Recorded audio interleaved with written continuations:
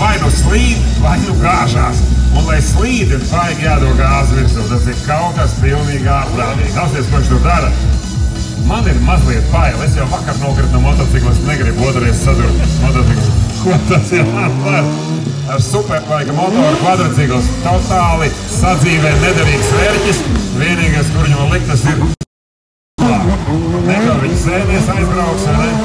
Neko pagadīt, viņš ir domāts tīmgaita rīkiem, kārtīgiem startam rīkiem, un viņam pasamot visus trikta braucējus ar bembiem, bet ir visu laiku jātur gāze. Un tā, lai viņš griežās, un tā, lai iet un vienu roku, un apsties. Tie riteņi šī domāt, lai kārtīgi saķerbūt, viņi plakani. Tas jau nav motocikla riteņi noteikti. Daudz mazāk. Kā jums nav bail tur stāvēt galā? Jūs ko esat piedzīvojuši kādu laikam, es varu no kādu bail? Tas ir ārprāts. Ja liela daļa, man liekas, tā kā Spānijā vēršu cīņās ir nebaidīties no vēršu un stāvēt uz ielas, tā Inčkaunā īstā drosme ir skatītājiem vispār nebaidīties no stāvēt. Kā viņš atcerās, uz kuru pusi Rīga tajā brīdī? Es to nesaprotu.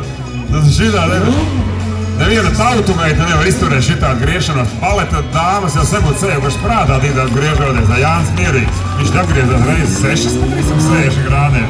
Tās bija kaut kas. Un uz 2 ratiem. Un Mierīgs šitā kumula turās uz 2 ratiem izrādās. Vesi mierīgi. Lūk tā, Jānis Rozīs ar speciālu stanta kvadriciklu. Vienīgais pasaulē šī tik slims instruments. Es man to dienam pārdot nevar, jo neviens jau nav tik traks, lai mēģinātu kaut ko tādu braukt. Ja tam šitā uz 2 riteņiem. Ak, to dievi! Nu, tas ir kaut kāds Jānis Rozīts un viņa kvadricikls. Jānis Rozīts, Bruno Rozīts, Edgars Šnepsts un Antols Žoriks un Marija Kalnese.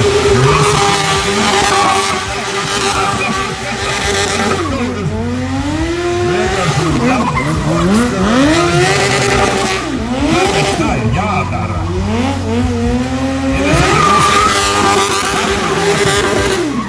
Laksieši ir ierādzīgi jānodarbina saprast, ko cilvēki nodarbojās ar šīs planētas. Es domāju, viņi aizvadot prom vienkārši aizvērtās un aizvadot. Nav skaidrs, ko mēs te darām, bet tas ir sasodīt interesanti.